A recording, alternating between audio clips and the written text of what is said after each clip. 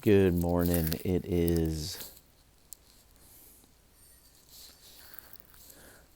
morning everyone. Jamie here, Nomadic Rev. Welcome back to another video.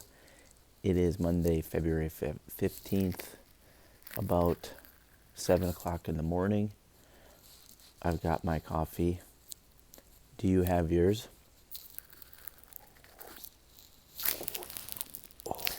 I'm drinking a French roast. I like coffee really dark, kind of weird that way. So, hey, welcome back to this video. So as you can tell, this is another new format. Hopefully you can hear me okay.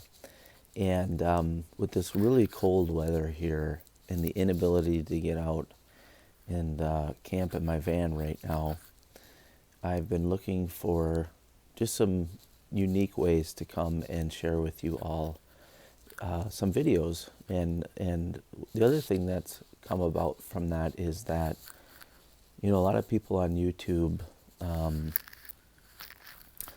they put out content that benefits them personally. And what I've been trying to think about with my own channel is how can I create videos that build you up and encourage you for the day or the week ahead. So what I want to do in this video is just talk a little bit about the name of my channel, as well as a little bit about my own faith journey, and hopefully you'll find encouragement from this. If this isn't your type of video, then stay tuned for other videos down the road. But some of you have already noticed that my channel name includes the word Rev, R-E-V, and that was on purpose. Some of you have already asked me if I'm a pastor, and the answer is yes. I right now pastor a small church here in Minnesota. Some people have called it a little country church, and I've been in this church for several years now, actually. And I just want to share a little bit about my own story of coming to faith in Jesus Christ, because that's where my faith lies. And I know that no matter what happens in this world, He is my rock, He is my anchor, He is my strength. And I've been thinking about making this video for a while because it was needed on my channel. Because in order for this channel to continue to grow and for people to connect with me, I think it's important they know my story, quite honestly. So my story goes like this, and I'll try and keep this short. I'm watching the timer up there, but take another sip of coffee. So I grew up in the Chicagoland area. I was born in 1973. My mother was Catholic. My dad was Lutheran. And I grew up going to church. Now, for me, that was like most Americans, I think. A lot of Americans back then, a lot more attended church than do today, let's put it that way. And grew up going to church, was a part of a good, loving Christian family. But when I got to my early 20s, I realized that I didn't really have a faith. I just went to church because my parents did. I didn't have a relationship with God. I was religious. I went to church once in a while on Sundays if I was in the mood or thought it was convenient enough. But I didn't have a relationship with God. And for me, unfortunately at that time, I had become, quite honestly, addicted to alcohol. And I was alcoholic. There's no other way to describe it. I was, when I was 21 or 22, somewhere around there, I was working as a bartender and a server at a well-known restaurant chain, and was drinking pretty much every day. And at the time, I remember thinking that, the problem was I didn't go to church enough. Well, what I didn't realize was that God wasn't after my church attendance. He was after my heart. And I was looking at religion as a means to an end. And what I didn't realize was that God loved me individually and personally and wanted a relationship with me. I didn't understand that.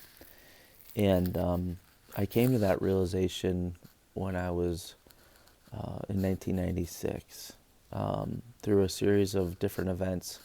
Basically, I realized that I was looking at God as a way of fixing my problems. I was looking at him as a way of helping me solve my alcohol issues. I didn't see God as my personal savior. And I had that realization. I think that God revealed that to me, quite honestly. And that began a series of turning my life around. And so I was probably 23 at the time. Well, to make a long story short, I still had no intentions of being a pastor or anything. In fact, my grandma was Catholic, and so she was hoping I would become a priest. But, I was dating my wife at the time. I'd met my wife and we were dating, and we were part of a group together at church. It was a college and career group. And so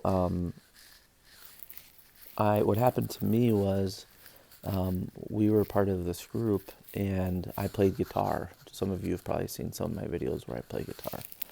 And what ended up happening was they asked me if I'd be willing to bring my guitar on Wednesday night and play some worship songs. Well, I didn't know how to play any worship songs. The only thing I really knew was like 80s rock hair band ballads. And so, but my dad played guitar, and he played guitar in churches for many years. And so I thought, you know what? I guess I can learn some worship songs, because I learned some rock and roll songs. And so that's what I did. I don't think I downloaded. I don't know if the internet was that big then, but I got some sheet music basically, and I just started practicing. And I was playing just simple worship songs. And so I'd never played in front of anyone, never sung in front of anyone. So I got up the nerve to fill in one Wednesday night, bring my guitar. And they loved it. There was probably about 10 of us maybe. And they're like, you need to do this every week. And so I started practicing more and playing more. And it just kind of became a regular thing. And slowly but surely I began to lead worship in that small group. Well, then what happened was that one of the people who was leading it asked me, the Bible study part of it, asked me to lead the Bible study. They were going to have to be gone or something, which I'd never done that either. But I was really interested in the Bible, and I really enjoyed studying it, and it spoke to me. So I thought, yeah, I'll give it a go. And so I remember I filled in teaching, and then kind of the same thing happened. Was I felt I would fill in more and more. I was playing songs, and so anyways,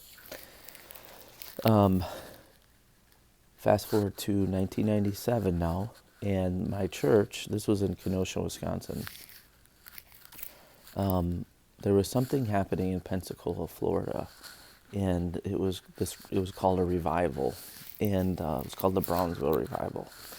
And there was a man in our church that was going to take a bunch of these kids to this Brownsville Revival in Pensacola over spring break. And he needed help. He needed volunteers. And so I was at church one Sunday. They said, we're going to this revival. I'd never even heard of a revival. I'd never heard of Brownsville. They're like, we're going to this thing, and we need help. We need adult volunteers. And so if you're interested, come to this meeting. It was at his house. And so I did. I thought, you know what? I was working part-time at the time, and my wife was working full-time. She was a teacher. And so I thought, yeah, I'll go to this meeting. And so, not sure why that happened. What's happening here?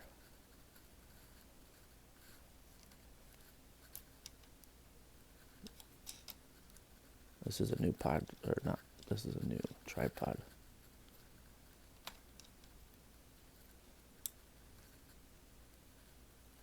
So I'm not sure what's happening. Oh, there it goes.